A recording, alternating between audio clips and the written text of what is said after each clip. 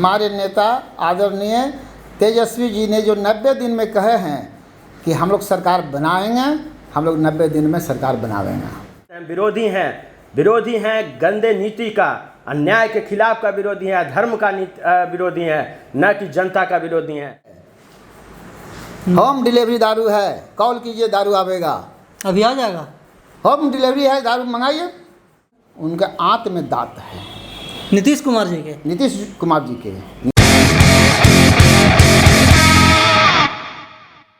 नमस्कार, मैं अमित चौरसिया और आप देख रहे हैं नालंदा दस्तक। आज हम मौजूद हैं ज्ञान की धरती नालंदा के राजगीर में और हमारे साथ मौजूद हैं राजद के दो कद्दावर नेता। एक हैं नालंदा के जिलाध्यक्ष और दूसरे हैं नालंदा राजद के उपाध्यक्ष। हम दोनों से चर्चा करेंगे दोनों से हम चर्चा करेंगे कि बिहार की जो मौजूदा स्थिति है उसके ऊपर इनका क्या कहना है।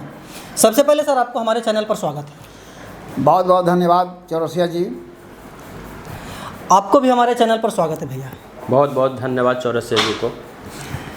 सबसे पहले आप बताइए सर, आप जिलाध्यक्ष हैं आरजेडी के। सबसे पहले बताइए, तेजस्वी जी का कहना है कि 1-2 महीने में हमारी सरकार बनने वाली है, क्या कहना चाहेंगे? हमारी सरकार 1-2 महीने में, हमारे नेता आदरणीय तेजस्वी जी ने जो 90 दिन कहे कि 90 दिन में हमारी सरकार बन रही है, लोगों को एहसास नहीं हो रहा था। लेकिन जैसे ही बिहार में समीकरण मंत्रिमंडल के गठन के बाद जो बदला है, उससे ऐसा प्रतीत होता है और एकदम सुनिश्चित है कि हमारे नेता आदरणीय तेजस्वी जी ने जो 90 दिन में कहे हैं कि हम लोग सरकार बनाएंगे, हम लोग 90 दिन में सरकार बनावेंगे। अच्छा, जैसा कि आप बोल रहे हैं कि 90 दिन में हम सरकार बनाएंगे, चुनाव के वक्त आरजेडी का मैनिफेस्टो था, घोषणा पत्र था कि हम जब सरकार में आते हैं तो 10 लाख युवाओं को रोज़गार देंगे। तो क्या वो इस मैनिफेस्टो पे कायम रहेंगे या फिर सरकार बनने के बाद बदल जाएगी? बात है जो मैनिफेस्टो में हमारे नेता आदरणीय तेजस्वी जी लोगों के बीच में जो वादा किए, सिर्फ 10 लाख रोजगार का ही वादा नहीं किए थे। बहुत सारे वादा थे। वो वादा थे पढ़ाई लिखाई, कमाई, सिंचाई, रोजगार, तमाम वादा है। आज उस वादा पर हमारे नेता आदरणीय तेजस्वी जी कायम हैं और पूरी मुस्तैदी के साथ कायम हैं। इसका प्रतीक यह है कि उस समय हमारे नेता तेजस्वी जी ने 10 लाख रोजगार देने की बात कहे। हमारे वर्तमान मुख्यमंत्री कहे कि हो ही नहीं सकता है, लेकिन जब उन्होंने सिलसिलेवार विभाग का वैकेंसी रिक्त पद का ब्यौरा जब दिए तो उन्होंने स्वीकार किया और उसके एवज में ये जो भाजपा का जो सहयोगी हैं, नीतीश कुमार जी के सहयोगी हैं भाजपा, उन्होंने 19 लाख रोजगार देने की बात की। नौकरी देने की बात नहीं किया, वो रोजगार देने की बात करें। अब नौकरी रोजगार में समझ लीजिए कितना अंतर है। बिल्कुल अंतर है। आज तक के जो इन्होंने नौकरी भी दिए हैं, युवाओं को उठाने का काम किए हैं, वो मानदेय पर काम कराता है। अरे भाई, एक ही जगह में एक ही स्थान पर एक ही तरह के काम लेते हैं। एक शिक्षक जो है, जो वेतनमान पर खट रहे हैं, और वही शिक्षक एक मानदेय पर खट रहे हैं और दोनों का ड्यूटी बराबर है, उसके साथ अन्याय हो रहा है। हमारे नेता आदरणीय तेजस्वी जी ने स्पष्ट कर दिए थे कि सबको वेतनमान पर होगा, समान वेतन। हाँ, समान वेतन होगा। अब आज उस मुद्दा पर हम लोग कायम हैं और 10 लाख तो हाथ में रोजगार है। सरकार बनने के 6 महीना के अंदर में ये हमारे नौजवानों के बीच में जिस तरह का वैकेंसी होगा उसके आधार पर रोजगार सुनिश्चित होगा। सर का कहना था कि जब हम सरकार में आएंगे तो 10 लाख युवाओं को रोजगार मिलेगा। जैसे हम मतलब कि चुनाव के वक्त कायम थे, वो अभी भी इस बात पे कायम है। युवा के जिला उपाध्यक्ष हैं सोनू यादव जी। सोनू जी, आप बताइए कि युवाओं को जिस प्रकार से बेरोजगारी का सामना करना पड़ रहा है बिहार में, लोग पलायन कर रहे हैं, आप युवा के उपाध्यक्ष हैं, क्या कहना चाहेंगे? हम तो सर्वप्रथम कहना चाहते हैं जहाँ हमारे नालंदा वासी हैं उनको बड़े को चरण स्पर्श, छोटे को शुभ प्यार आशीर्वाद है। मैं राष्ट्रीय जनता दल के जिला उपाध्यक्ष युवा राष्ट्रीय जनता दल के सोनू यादव, मैं युवाओं के प्रति बहुत ही दुखित रहता हूं क्योंकि मैं खुद युवा हूं और बिहार में इतना बेरोजगारी है और बहुत तरह की समस्याएं हैं जो कि युवाओं को झेलना पड़ता है। हाई एजुकेशन होने के बावजूद भी नौकरी नहीं मिलना ये बिहार के लिए शर्म की बात है। और जदयू की पार्टी है जो हम बोलना नहीं चाहते हैं, लेकिन एक जो हम लोग को हमेशा राष्ट्रीय जनता दल को हमेशा जातिवाद पर और एक जाति विशेष और मुस्लिम समुदाय के पार्टी घोषणा करने का काम जो किया है वो एक शर्मनाक बात है। हमारी राष्ट्रीय जनता दल ए टू जेड की पार्टी है और जदयू को देखते हैं कि एक जाति विशेष को ज़्यादा ध्यान दिया जाता है और समझिए जदयू के जितने सारे विकास हो रहे हैं एक जाति वर्ग के ही विकास हो रहे हैं, बाकी सारे जाति लोग पर ध्यान नहीं दिया जाता है। और हम बिहार सरकार माननीय मुख्यमंत्री श्री नीतीश कुमार जी से निवेदन करते हैं कि किसी तरह से आप बेईमानी करके जैसे भी आपने सरकार बना लिया, हम खुशी हैं कि चलिए हम विपक्ष में रह के भी अन्याय के खिलाफ लड़ने का काम कर रहे हैं और करेंगे। राष्ट्रीय जनता दल का नीति सिद्धांत और विचारधारा आदरणीय श्री लालू प्रसाद यादव जी गरीबों के मसीहा का विचारधारा है कि अन्याय के खिलाफ लड़ना, सत्य और धर्म के रास्ते पर चलते हुए देश और समाज के सभी छोटे मोटे वर्गों को लेकर चलकर उसका विकास करने का काम करना है। लेकिन नीतीश कुमार जी अपने जाति विशेष पर ज़्यादा ध्यान देते हैं और जहां देखते हैं कि अगर विरोधी दल के पार्टी के हैं, किसी भी जाति धर्म के हैं, उसको केस में मुकदमा में फंसा देने का काम करते हैं, उसको परेशानी में डाल देने का काम करते हैं। हालांकि सभी लोग जानते हैं, बड़े छोटे नेता सभी लोग जानते हैं कुछ न कुछ त्रुटि सभी नेता में होता है, लेकिन उसको दबा दिया जाता है, विरोधी को उजागर करके उसको फंसाने का काम किया जाता है जो एक शर्मनाक है। राजनीति होता है धर्म नीति और सत्य नीति के रास्ते पर चलना चाहिए और भगवान श्री कृष्ण भी धर्म नीति और सत्य नीति कर कर ही अधर्मियों का नाश किए थे। उसी प्रकार राष्ट्रीय जनता दल अधर्मी और अन्याय के खिलाफ सदैव रहा है और आगे भी रहा है। और हम निवेदन करना चाहते हैं कि चुनाव के वक्त आपने कहा था वो आपके सहयोगी पार्टी मतलब भाजपा कहे थे कि 19 लाख रोजगार को देने का काम करेंगे, तो अभी तक हमको 10 लाख भी 5 लाख भी रोजगार देने का काम नहीं हुआ है। युवा पीढ़ी के सारे लोग अपने रोजगार सृजन कर रहे हैं, कोई फुचका बेच रहा है, कोई चाट बेच रहा है, एजुकेटेड ग्रेजुएशन किए हुए हैं, MA BA BCA BBA bachelor of business administration किए हुए हैं, MBA master of business administration किए हुए हैं, लेकिन उनको नौकरी नहीं मिल करने के कारण छोटा मोटा अपना रोजगार का सृजन करके पकौड़ा तलने के लिए बोला जा रहा है। पकौड़ा तलने के लिए तो मोदी जी का जो सोच है कि गरीब युवा जो जमीन जायदाद बेचकर उसके माँ बाप ने पढ़ाने का काम किया और पढ़ने के बाद जब पूंजी भी नहीं बचा तो पकौड़ा का उसमें जो लागत लगेगा उसका पूंजी कहाँ से आएगा, उसका पूंजी देना चाहिए था मोदी जी को, और ना कि आप गरीब के बच्चा कह और चाय बेचने वाला बोल बोल कर आप करोड़ों और महंगा कोट पैंट पहनकर विदेशों का भ्रमण किए। विदेश भ्रमण से क्या लाभ हुआ आज तक जनता को नहीं बताने का काम किए। नोटबंदी से क्या लाभ हुआ आज तक नहीं बताएं। GST के एकदम कमर तोड़ महंगाई और एकदम चरम सीमा पर गैस जो है ये 900 रुपये प्रति 900 रुपये गैस 400 में मिलता था, सब्सिडी जो मिलता था वो भी खा गए मोदी जी। आज खाना खाइए होटल में तो GST देना पड़ता है 50 रुपये कि समझिए मोदी जी खाना खा लेते हैं साथ ही साथ। तो आप राजा हैं, कहते हैं अपने आप को राजा, और गरीब जनता को भी खून को चूस के निचोड़ लेने का काम करते हैं। ये एक भारत के भविष्य के लिए और वर्तमान में एक शर्मनाक स्थिति है। इसी तरह से अगर देश चलता रहा, बिहार चलता रहा और राज्य चलता रहा, जिला चलता रहा, समाज के सभी वर्गों लोग एक पूंजीपति विशेष के गुलाम बन के रह जाएंगे। जिस तरह से अंग्रेज का शासन आ गया था, गुलामी के जंजीर में फंस गया था भारत, 200 वर्षों तक उपनिवेश रह चुका है भारत अंग्रेजों का और शासन करने का काम किया अंग्रेज। उसी तरह से पूंजीपति, बड़े बड़े पूंजीपति लोग गरीब लोग का खून चूसने का काम करेंगे और सभी जगह निजीकरण कर रहे हैं। आदरणीय प्रधानमंत्री मोदी जी, हम कहते हैं कि कम से कम कुछ तो अपना इंसानियत को जगाइए और आप किसी गरीब गुरबा को, अपने देश की जनता के दुख को अपने दुख को समझ से, उसके दुख को अपने दुख को समझ कर उसको समाधान करने का काम करें। नहीं करने में आप सक्षम हो रहे हैं, आपका दिमाग नहीं काम कर रहा है, आपसे नहीं हो पा रहा है, तो विरोधी दल के जितने सारे सीनियर हैं, हाई एजुकेटेड लोग हैं, इकोनॉमिस्ट हैं और सारे वैज्ञानिक हैं, साइंटिस्ट हैं, डॉक्टर हैं, इंजीनियर हैं, पदाधिकारी जो अफसर हैं, हालांकि बिहार का सारा पदाधिकारी भ्रष्ट नहीं है। नीतीश कुमार जी ने अपराध को ख़त्म करने के लिए अधिकारियों को पावर देने का काम किया, छूट देने का काम किया, लेकिन कुछ अधिकारी लोग ठीक भी हैं, कुछ अधिकारी लोग अपने पावर का गलत इस्तेमाल कर गरीब गुरबा पर, सभी लोग पर भ्रष्टाचारी लिप्त हो गए और सबका शोषण दोहन करने का काम करता है। छोटा से छोटा कार्य के लिए ब्लॉक जाइए, थाना जाइए, कोर्ट जाइए, पेशकार कहता है कि कानून का राज है, कचहरी है जो कानून देता है, इंसाफ देता है।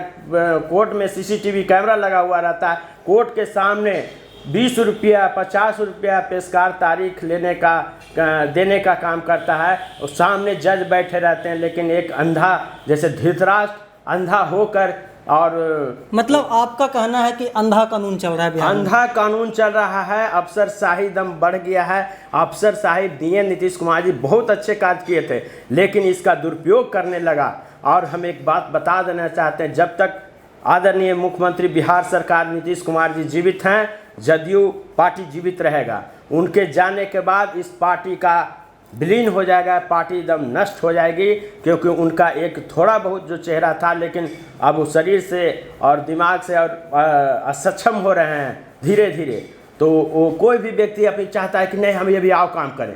अगर किसी को बूढ़ा घोड़ा को दे दीजिएगा, 500 मन उस पर गल्ला लोड कर दीजिएगा, तो कैसे संभाल सकेगा, कैसे उसको आगे बढ़ा सकता है। इसलिए हम बिहार की जनता से निवेदन करना चाहते हैं कि नया चेहरा, एक बार आपने विश्वास किया है, आपसे हमारे बिहार की जनता से कोई शिकायत नहीं है, क्योंकि बिहार की जनता ने राष्ट्रीय जनता दल और महागठबंधन को जनाधार को देने का काम किया, मत रूपी आशीर्वाद देने का काम किया। लेकिन बगलिंग किया गया। नरेंद्र मोदी जी प्रशासनिक, शासनिक और ताकत, और नरेंद्र मोदी जी और नीतीश कुमार जी ने तो इसको तंत्र मंत्र का ताकत लगाकर और तानाशाही का रवैया करके वोट को अपने तरफ चोरी करके, जनाधार का चोरी करके अपना सरकार में आ गए हैं। हम निवेदन करना चाहते हैं, विरोधी हैं गंदे नीति का, अन्याय के खिलाफ का विरोधी है, धर्म का विरोधी है, न कि जनता का विरोधी है। हम चाहते हैं कि अगर आप सत्ता में हैं तो जो वादे किए हैं वो कृपया कर निभाने का काम करें, हमारे देश बिहार और नालंदा को आगे बढ़ाने का काम करें। आपने रोड बनाया, गली नली बनाया, जू सफारी बना रहे हैं राजगीर में, फिर शीशा ब्रिज बना रहे हैं, बहुत सारे चीज़ डेवलप हो रहा है, लेकिन इंसान रोजगार भी जरूरी है। रोजगार मिल रहा है तो बाहर लोग का मिल रहा है। लोकल नालंदा जिला और बिहार इधर का इलाका का, राजगीर के इलाका का लोग, युवा को रोजगार नहीं मिल रहा है। मान लीजिए आपने विकास किया, जब इंसान नहीं रहेगा तो विकास का उपभोग करेगा कौन? इनकम ही नहीं है तो कौन उपयोग करेगा? सही। हाँ, अब शीशा ब्रिज पर गरीब लोग घूमने नहीं जा सकता है, 500 रुपया उसका चार्ज है शायद। फिर जू सफारी जो भी है, पार्किंग घूमने फिरने का, जब बेरोजगार युवा रहेगा तो कहाँ से घूमेगा? पेट में अनाज नहीं है, घूमने कहाँ से जाएगा? कपड़ा कहाँ से पहनेगा? जीवन का ज़रूरत है, दवा का कहाँ खरीद पाएगा? भोजन कहाँ से खरीद पाएगा? बहुत सारी ऐसी, शिक्षा इतना महंगा हो गया है एजुकेशन कि उसको पढ़ाई के लिए बच्चों लोग के लिए बहुत पैसा चाहिए। तो हम कहते हैं कि हम सरकार से निवेदन करना चाहते हैं, विरोधी में हैं आपका, हम विरोधी नहीं है, आप नीतीश कुमार जी का कोई विरोधी नहीं है। हम बिहार सरकार मुख्यमंत्री के जो कुर्सी पर बैठे हुए हैं अधिकारी, हाँ, उनके जो अधिकारी नहीं, सेवक के रूप में उनको बैठाया गया जनता के विकास के लिए और समाज के, देश के विकास के लिए, राज्य के विकास के लिए। मैं उनसे लड़ने का काम करता हूं और उनके सामने, उनके समक्ष बात को रखने का काम करता हूं कि जिस कार्य के लिए आपको मनोनीत किया गया है उस कार्य को पूर्ण रूप से करने का काम करें। और ज़्यादातर ध्यान दीजिए कि जनता और जीवन, मनुष्य पर ज़्यादा ध्यान दीजिए। विकास का उपभोग करने वाला मनुष्य ही होता है। और बहुत सारे मुद्दे हैं ऐसे, और हम निवेदन करना चाहते हैं कि इस तरह से जितने सारे कुरीतियाँ हैं उसको दूर भगाने का काम कर रहा है। अगर नहीं आपसे बिहार संभल रहा है, अगर देश आपसे नहीं संभल रहा है, तब बिहार और भारत में एक से एक विद्वान और अच्छे व्यक्ति हैं, उनको भी मौका देने का काम करें, युवाओं को मौका देने का काम करें, भावी मुख्यमंत्री तेजस्वी जी को मौका देने का काम करें। आप एक गार्जियन के रूप में, भीष्म पितामह के रूप में आशीर्वाद देने का काम करें और बिहार के विकास में आपका योगदान रहेगा, आपका बात को रखा जाएगा, आप मार्गदर्शन करें। तो ये थे सोनू जी, इनका कहना है कि बिहार ही नहीं बल्कि पूरे देश में महंगाई है, युवा बेरोजगार हैं। हम इनसे एक बात जानना चाहते हैं। अशोक जी, आप एक बात बताइए कि जैसे कि चिराग पासवान जी का जो पार्टी है लोक जनशक्ति पार्टी, किसी षड्यंत्र के तहत उसको तोड़ा गया, ऐसा मतलब कि उनके पार्टी लोग, मतलब कि चिराग जी के जो समर्थक हैं उनको कहना है। अब कयास ये लगाया जा रहा है कि चिराग जी आरजेडी में आने वाले हैं, इसके ऊपर आप क्या कहना चाहेंगे? देखिए, नीतीश जी बोलते कम हैं, लेकिन जो कहा गया है अतड़ी में दांत, उनके आंत में दांत है। नीतीश कुमार जी को आंत में ही दांत है, और वो दांती काटते हैं तो पता नहीं चलता है कि कहाँ किसको दांती काट लिए। जिस षड्यंत्र के साथ लोजपा को इन्होंने विघटन करने का काम किया, ये सर्वविदित है। सर्वविदित इस मामले में है कि रामविलास जी से भी इनका सिंपैथी कभी नहीं रहा, स्टार्टिंग से ही है। कारण जो भी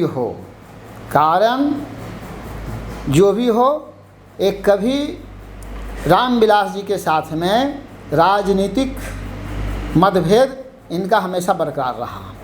हमारे राष्ट्रीय अध्यक्ष आदरणीय लालू प्रसाद जी और रामविलास जी दोनों एक साथ कंधे से कंधे मिला करके काम करने का काम किए, और दुर्दिन में रामविलास जी के दुर्दिन में हमारे राष्ट्रीय अध्यक्ष आदरणीय लालू प्रसाद जी ने राज्यसभा भेजने का काम किए। इस बार जो घटनाक्रम घटा है लोजपा के साथ में, उन्होंने स्पष्ट है कि लोजपा को तोड़ने का काम हमारे मुख्यमंत्री जी किए, क्योंकि इनको तकलीफ इस मामले में हुआ कि हराने का काम विधानसभा चुनाव में चिराग जो हैं अलग स्टैंड लेकर के चुनाव लड़े। यह सुनियोजित साजिश भाजपा का था। भाजपा पर इन्होंने कभी दोषारोपण नहीं किया, करना चाहिए था भाजपा पर। भाजपा ने ही चिराग जी को अलग चुनाव लड़ने के लिए उकसाया, और भाजपा ने ही नीतीश कुमार जी को खा जाएगा। अच्छा, ये तो पुरानी बात है सर। अभी जो मौजूदा स्थिति है, कयास ऐसा लगाया जा रहा है कि चिराग पासवान जी आरजेडी में मिलने वाले हैं, और तेजस्वी जी भी बार बार आपके जो पार्टी के जितने भी हाई आला कमान हैं उनका भी कहना है कि चिराग जी आएंगे तो स्वागत होगा। क्या कहना चाहेंगे इसके ऊपर? देखिए, बिहार के दो भावी युवा नेता आदरणीय चिराग जी, आदरणीय हमारे नेता प्रतिपक्ष तेजस्वी जी, ये दो युवाओं का सोच यदि एक जगह हो जाता है बिहार के लिए, तो आने वाला बिहार नया बिहार बनेगा। नीतीश कुमार जी इस सोच को दबाने का काम हमेशा किए और कर रहे हैं। आज स्वागत हमारे नेता पहले हाथ बढ़ाए हैं। बिल्कुल। मेरे बड़े भाई चिराग बड़े भाई हैं चिराग जी, कि मेरे बड़े भाई चिराग जी हैं, आइए मैं आपका स्वागत करता हूं। चिराग जी को फैसला लेना है कि मैं कब छोटे भाई के गले मिलूं। रजक जी भी 2 दिन पहले एक बंद कमरे में मुलाकात हुआ, उसका भी बहुत सारा अनुमान लगाया जा रहा है। देखिए, बंद कमरा में हो या बाहर खुले मैदान में हो, अंदर बाहर में हम लोगों को कोई वैसा गुप्त बात होता ही नहीं है। सब प्रेस मीडिया में चला जाता है। जो भी बातें हुई हम लोग दिल खोल के कहते हैं, क्योंकि बंद कमरा में वही बात होता है जो कि बाहर कमरे में होता है, बाहर मैदान में होता है। श्याम रजक जी बंद कमरे में बात किए, चिराग बाबू इस बात को स्वीकार किए हैं और कहे हैं कि मैं अभी आशीर्वाद यात्रा पर निकला हुआ हूँ। आशीर्वाद यात्रा के बाद इस पर मैं आपका बात का स्वागत भी करता हूँ और आने वाला समय में लोग कयास लगा रहे हैं कि ये दोनों नौजवान एक मंच पर जरूर आएंगे, क्योंकि भाजपा ने इनके साथ धोखा दिया है। भाजपा ने इनसे जो कुकर्म कराना था, चिराग जी से कुकर्म करा दिया और कुकर्म कराने के बाद चिराग जी को हमेशा हमेशा के लिए अपने जगह से आउट कर दिया है। आज स्थिति ऐसी बनी हुई है, एक तरफ रोना रो रहे हैं हमारे मुख्यमंत्री कि हमारी बात को नहीं रखा जा रहा है। इस बार आप लोगों ने देखा मंत्रिमंडल के गठन में RCP सिंह, ललन सिंह, RCP सिंह ने जो राष्ट्रीय अध्यक्ष हैं वो 4 आदमी का लिस्ट लेके घूम रहे थे, लेकिन थूका हुआ यानी थूक करके फिर चाटे हैं। जिस समय 2019 में मंत्रिमंडल का गठन हो रहा था, एक मंत्री बनाने की बात कहा गया था प्रधानमंत्री के द्वारा, लेकिन उन्होंने कहा कि नहीं, मैं अनुपातिक लूँगा, मैं उसमें अकेले नहीं अनुपात में जैसा हमारा यहाँ के जदयू है कोटा गया है जीत के जदयू का, उसके हिसाब से सांकेतिक नहीं अनुपातिक मुझे चाहिए। उस समय अनुपातिक देने की स्थिति में हमारे मुख्यमंत्री को जगह नहीं मिला। इस बार जो राष्ट्रीय अध्यक्ष जदयू के जो कारनामा अपने लिए किए वो अपने तक के ही सीमित रह गए, लेकिन आप लोग मीडिया चैनल में देखे होंगे, इस बात को मैं दोहराना नहीं चाहता हूँ। जिस समय शपथ ग्रहण हुआ, ध्यान दीजिएगा, जिस समय शपथ ग्रहण हुआ, शपथ ग्रहण के बाद ग्रुप फोटो होता है प्रधानमंत्री और राष्ट्रपति के साथ में। हमारे बिहार के जो RCP सिंह बने, बिहार के जो मंत्री बने RCP सिंह और पारस बाबू, उनको कुर्सी तक के नसीब नहीं हुआ। भेदभाव किया गया? नहीं, भेदभाव ने अपमानित किया गया दोनों को। हाँ, भेदभाव छोड़ दीजिए, अपमानित किया गया। उनको कुर्सी तक के ग्रुप फोटो में कुर्सी तक के नसीब नहीं हुआ, और उनको जगह कहाँ मिला? तब पीछे, सबसे पीछे खड़ा होने का जगह मिला। वो खड़ा रहे और बाकी जो है नेता बाकी मंत्री अगला सीट पर बैठ करके इनके साथ फोटो सेंसर कराए। एक कांग्रेस से ज्योतिरादित्य सिंधिया, उनका जो पोजीशन है उसके हिसाब से उनको आगे जगह नहीं मिलना चाहिए था। ये राष्ट्रीय अध्यक्ष हैं RCP सिंह, वो खड़ा होकर के, पीछे खड़ा होकर के अपने आप को गौरवान्वित कर रहे थे।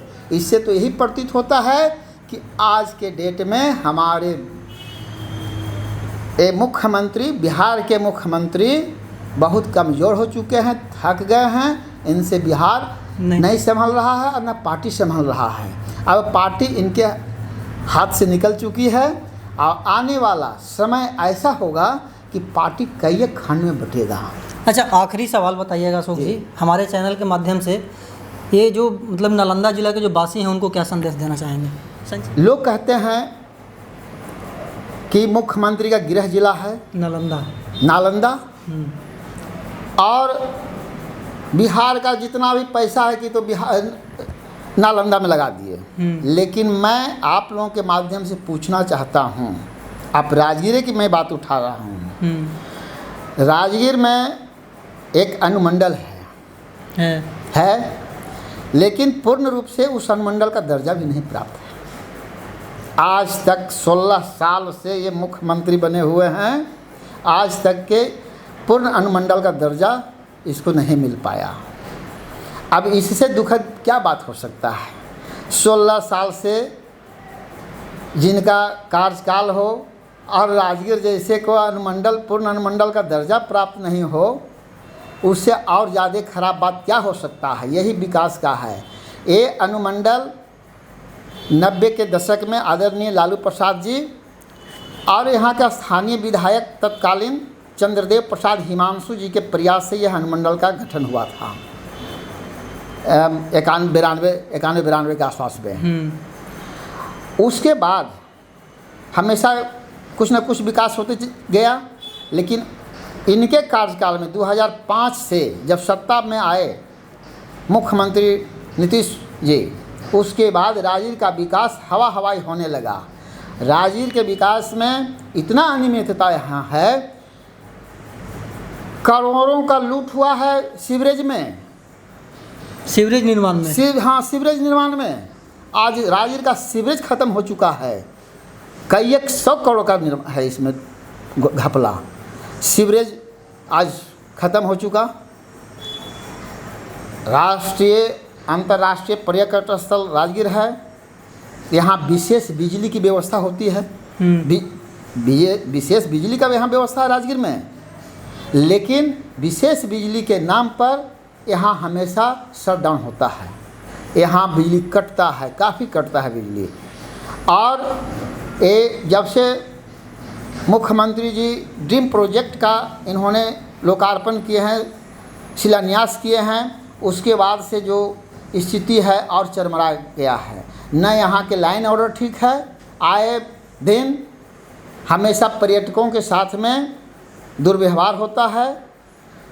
और आने वाला समय में यदि इसी तरह से पर्यटकों के साथ दुर्व्यवहार हुआ और बिजली का जो समस्या है बरकरार रहेगा, कटने का समस्या, तो पर्यटक लोग निराश होकर के ऐसी तो यहाँ आना बंद कर देंगे। हाँ, यहाँ आना बंद कर देंगे। ऐसे ही तो यहाँ जो है सरकार कहती है कि दारू बंद है।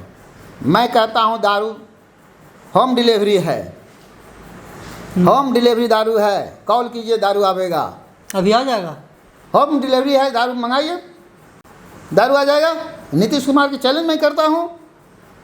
अच्छा, नीतीश कुमार को मैं चैलेंज करता हूँ। चैलेंज इस बात में है, होम डिलीवरी किसके माध्यम से है? आकर का कहता है कि दारू बिक्री बंद है। दारू का बिक्री बंद नहीं हुआ है। हाँ, राजकीय घाटा लगा है, राजकीय कोष में जो पैसा जाना था वो नहीं जा रहा है। लेकिन ये जो होम डिलीवरी की जो बात है, सर्वविदित है कि ट्रक के ट्रक माल पकड़ाता है। तो जब होम डिलीवरी है तो ट्रक के ट्रक माल कैसे पकड़ाता है भाई? सही बात है। ट्रक के ट्रक माल आया कहाँ से? बॉर्डर कैसे पार होता है? सारा तंत्र आपके हाथ में है। आप सिस्टम को ठीक कर दीजिए, पुलिस प्रशासन को खाली ठीक कीजिए, कमीशन लेना बंद कीजिए, सब सही हो जाएगा। सब सही हो जाएगा। आप पुलिस प्रशासन को ट्रांसफ़र करते हैं तो कमीशन लेते हैं, अफसर को ट्रांसफ़र करते हैं तो कमीशन लेते हैं, और सारा सिस्टम को ठीक करने के नाम पर आप जीरो हैं। और आरसीपी टैक्स के नाम पर अभी मंत्रिमंडल में जगह नीतीश कुमार ही दिलाया है, कोई दूसरा नहीं दिलाया है। ये अपने जिम्मेवारी से भाग नहीं सकते हैं। ये नौटंकी करते हैं कि हम नहीं जानते हैं। आज नीतीश कुमार कह देते कि ललन सिंह को भी मंत्री में जाना है तो जाना था। आरसीपी सिंह एक बहाना है, नीतीश कुमार का सारा कारनामा है। देखिए, जो युवा के उपाध्यक्ष थे, इनका कहना था कि बिहार में बेरोजगारी है। हिमांशु जी का कहना था, अशोक हिमांशु जी का, कि नीतीश कुमार का जितना भी प्रोपेगेंडा है वो धरातल पर उतरते उतरते समाप्त हो जाता है। बात की जाए अगर राजगीर का, तो राजगीर अंतर्राष्ट्रीय पर्यटक स्थल है, लेकिन यहाँ पे बिजली का व्यवस्था चरमराई रहती है। जो भी बात कहे इन्होंने, नीतीश कुमार के विरोधी हैं तो विरोधी में ही बात बोलेंगे। हिमांशु सोनू जी का भी कहना था कि युवा बेरोजगार हैं, पकौड़ा तलने पे मजबूर हैं। ऐसे ही देश दुनिया की तमाम खबर देखने के लिए जुड़े रहे हमारे साथ। वीडियो जर्नलिस्ट रंजू के साथ, नालंदा दस्तक, राजगीर।